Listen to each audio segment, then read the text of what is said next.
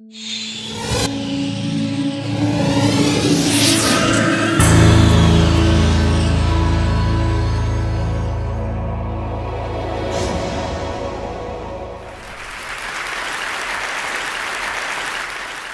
going to speak to you today about architectural agency.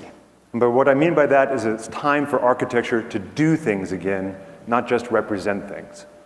This is a construction helmet that I received 2 years ago at the groundbreaking of the largest project I and my firm have ever been involved in. I was thrilled to get it. I was thrilled to be the only person standing on stage with a shiny silver helmet. I thought it represented the importance of the architect. I stayed thrilled until I got home, threw the helmet onto my bed, fell down onto my bed, and realized inside there was an inscription. Now, I think that this is a great metaphor for the state of our architecture and architects today. We are for decorative purposes only. Now, who do we have to blame? We can only blame ourselves. Over the last 50 years, the design and construction industry has gotten much more complex and has gotten much more litigious. And we architects are cowards. And so as we have faced liability, we have stepped back and back. And unfortunately, where there is liability, guess what there is? Power. So eventually we have found ourselves in a totally marginalized position, way over here. Now what did we do? We're cowards, but we're smart cowards. And so we redefined this marginalized position as the place of architecture. And we announced, hey, architecture, it's over here. In this autonomous language, we're going to cede control of processes. And we are going to do something that was horrible for the profession. We actually created an artificial schism between creation and execution. As if you could actually create without knowing how to execute, and as if you could actually execute without knowing how to create. Now, something else happened, and that's that we began to sell the world that architecture was created by individuals creating genius sketches, and that the incredible amount of effort to deliver those sketches for years and years and years is not only something to be derided, but we would merely write it off as merely execution. Now, I would argue that that is as absurd as stating that 30 minutes of copulation is the creative act, and 9 months of gestation, and God forbid, 24 hours of child labor is merely execution.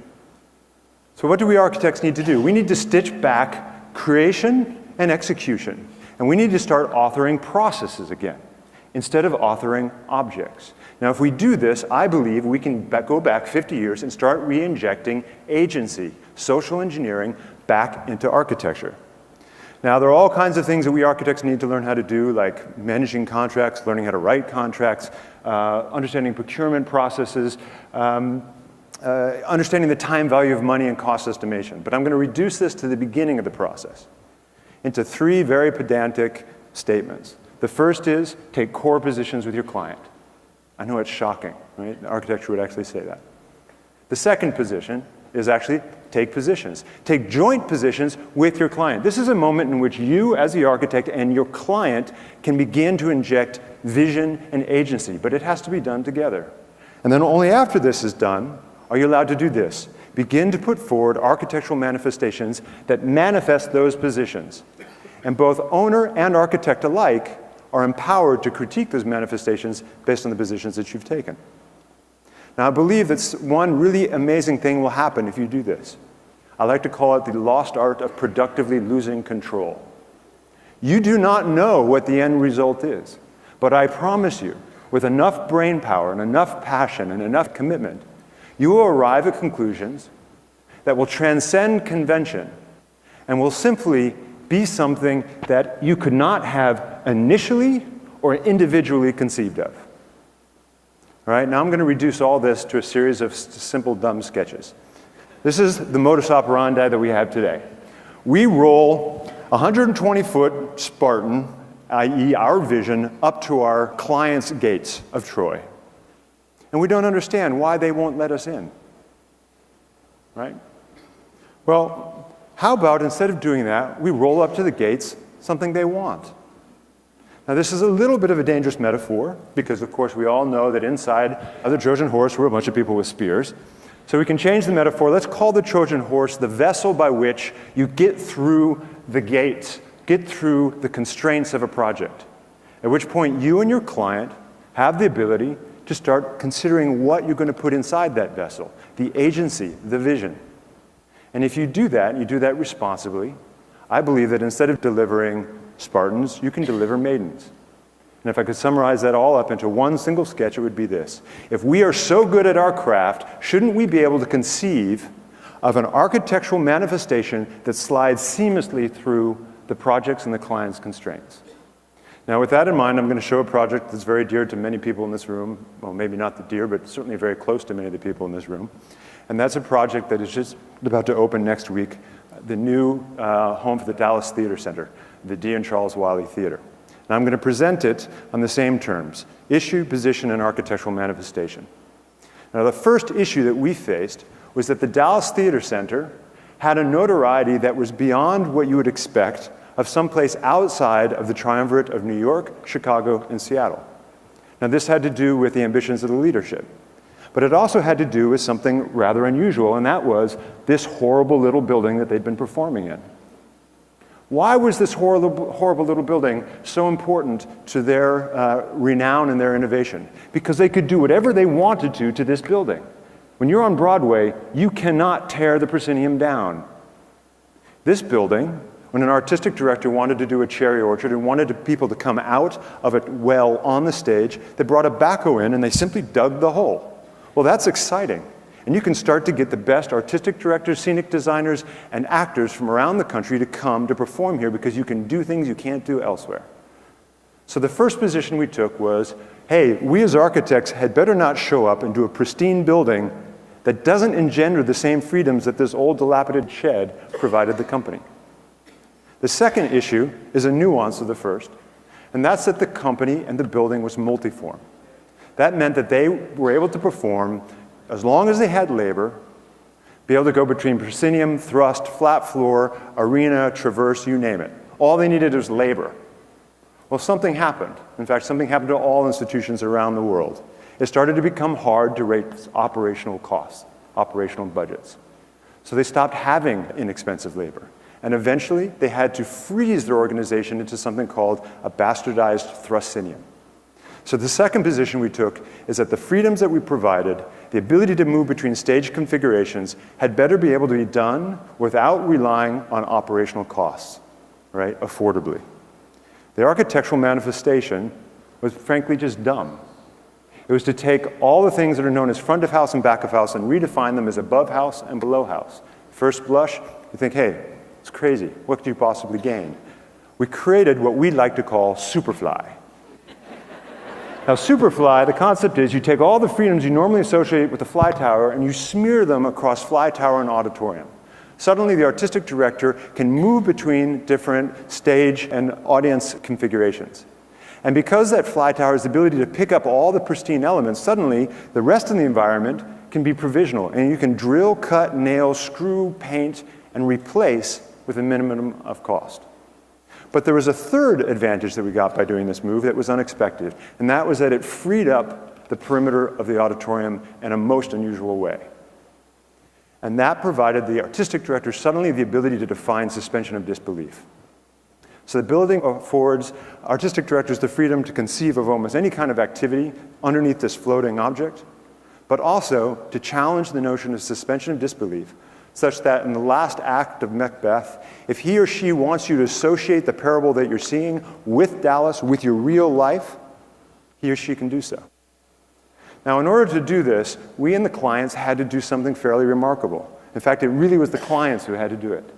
They had to make a decision based on the positions we took to redefine the budget being from 2/3 capital A architecture and 1/3 infrastructure to actually the inverse, 2/3 infrastructure and 1/3 capital A architecture. That's a lot for a client to commit to before you actually see the fruition of the concept. But based on the positions, they took the educated leap of faith to do so. And effectively, we created what we like to call a theater machine. Now, that theater machine has the ability to move between a whole series of configurations at the push of a button and a few stagehands in a short amount of time. But it also has the potential to not only provide multi-form, but multi-processional sequences, meaning The artistic director doesn't necessarily need to go through our lobby. One of the things that we learned when we visited various theaters is they hate us architects, because they say the first thing they have to do, the first 5 minutes of any show, is they have to get our architecture out of the mind of their patron. Well, now there are potentials of this building to allow the artistic director to actually move into the building without using our architecture. So in fact, there's the building, there's what we call the draw. You're going down into our lobby. Go through the lobby with our own little dangly bits, whether you like them or not, up through the stair that leads you into the auditorium. But there's also the potential to allow people to move directly from the outside, in this case, suggesting a kind of Wagnerian entrance, into the interior of the auditorium. And here's the fruition of that in actuality. These are the two large pivoting doors that allow people to move directly from the outside in or from the inside out, performers or audience alike. Now, imagine what that could be. I have to say, honestly, this is not something yet the building can do because it takes too long. But imagine the freedoms if you could take this further, that in fact, you could consider a Wagnerian entry, a first act in thrust, an intermission in Greek, a second act in arena, and you leave through our lobby with dangly bits. Now that, I would say, is architecture performing. It is taking the hand of the architect to actually remove the hand of the architect in favor of the hand of the artistic director. I'll go through the three basic configurations. This is the flat floor configuration. You notice that there's no proscenium. The balconies have been raised up. There are no seats. The floor in the auditorium is flat. The first configuration is easy to understand. The balconies come down. You see that the orchestra begins to have a rake that's frontal towards the end stage, and the seats come in. The third configuration is a little harder to understand. Here you see that the balconies actually have to move out of the way in order to bring a thrust into the space. And some of the seats need to actually change their direction and change the rake to allow that to happen. And I'll do it again so you can see it. There you see it's the side balconies for the proscenium. And there it is in the thrust configuration. In order to do that, again, we needed a client who was willing to take educational risks. And they told us one important thing: you shall not beta test. Meaning nothing that we do can we be the first ones to do it. But they were willing for us to apply technologies from other areas that already had fail-safe mechanisms to this building. And the solution in terms of the balconies was to use something that we all know as a scoreboard lift. Now, if you were to take a scoreboard and drop it on dirt and whiskey, that would be bad. If you were not able to take the scoreboard out of the arena and be able to do the ice capades the next night, that would also be bad. And so this technology already had all the fail-safe mechanisms and allowed the theater and our client to actually do this with confidence that they would be able to change over the configurations at will. The second technology that we applied was actually using things that you know from the stage side of an opera house. And in this case, what we're doing is we're taking the orchestra floor, lifting it up, spinning it, changing the rake, taking it back to flat floor, changing the rake again. In essence, you can begin to define rakes and viewing angles of people in the orchestra seating at will. Right? Here you see the chairs being spun around to go from proscenium or end stage to thrust configuration. The proscenium, also, as far as we know, this is the first building in the world in which the proscenium can entirely fly out of the space. Here you see the various acoustic baffles as well as the flying mechanisms and catwalks over the auditorium. And ultimately, up in the fly tower, the scene sets that allow the transformations to occur. Now, as I said, all that was in service of creating a flexible yet affordable configuration. But we got this other benefit, and that was the ability of the perimeter to suddenly engage Dallas on the outside. Here you see the building in its current state with the blinds closed. This is a trompe-l'oeil. Actually, this is not a curtain. These are vinyl blinds that are integrated into the windows themselves, again with fail-safe mechanisms, that can be lifted such that you can completely demystify, if you chose, the operations of the theater going on behind, rehearsals and so forth, but you also have the ability to allow the audience to see Dallas, to perform with Dallas as the backdrop of your performance. Now, if I'll take you through, this is an early concept sketch, take you through kind of the mixture of all these things together, effectively you would have something like this. You would be allowed to bring objects or performers into the performing chamber. Aida, there are elephants, you can bring the elephants in. You would be able to expose the auditorium to Dallas or vice versa, Dallas to the auditorium. We'd be able to open portions in order to change the procession, allow people to come in and out for an intermission or to enter for the beginning or the end of a performance. As I said, all the balconies can move, but they can also disappear completely. The proscenium can fly. You can bring large objects into the chamber itself. But most convincingly, when we had to confront the idea of changing costs from architecture to infrastructure, is something that's represented by this. And again, this is not all the flexibilities as the building is actually built, but at least suggests the ideas. This building has the ability in short order to go back to a flat floor organization such that they can rent it out. Now, if there's anyone here from American Airlines, please consider doing your Christmas party here. That allows the company to raise operational budgets without having to compete with other venues with much larger auditoriums. That's an enormous benefit. So the theater company has the ability to do totally hermetic, light-controlled, sound-controlled, great acoustics, great intimacy Shakespeare, but can also do Beckett with the skyline of Dallas sitting behind it. Here it is in a flat floor configuration. The theater's been going through its kind of paces. Here it is in an end stage configuration. It's actually beautiful. There was a rock band. We stood outside trying to see if the acoustics work, and you could see the guys doing this. You couldn't hear them. It was very unusual. And here it is in a thrust configuration. And last but not least, you see this already has the ability to create events in order to generate operational budgets to overcome the building, in fact, performing to allow the company to overcome their biggest problem. I'm going to show you a brief time lapse.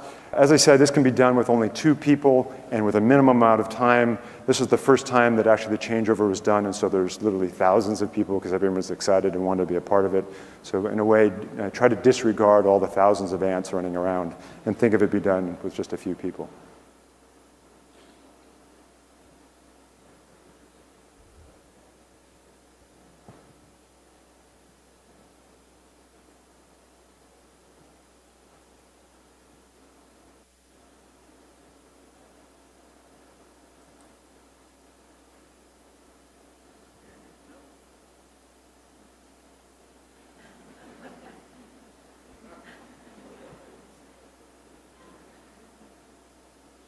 Again, just a couple people are required. I promise.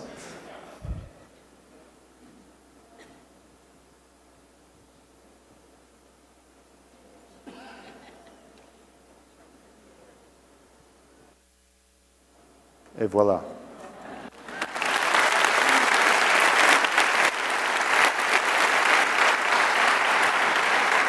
So just in conclusion, a few shots. This is the AT&T Performing Arts Center's Dee and Charles Wiley Theater. There it is at night. And last but not least, the entire AT&T Performing Arts Center. You can see the Winspear Opera House on the right and the Dee and Charles Wiley Theater on the left. And to remind you that here is an example in which architecture actually did something. But we got to that conclusion without understanding where we were going. What we knew were a series of issues that the company and the client was confronted with, and we took positions with them, and it was through those positions that we began to take architectural manifestations. And we arrived at a conclusion that none of us, literally none of us, could ever have conceived of initially or individually. Thank you.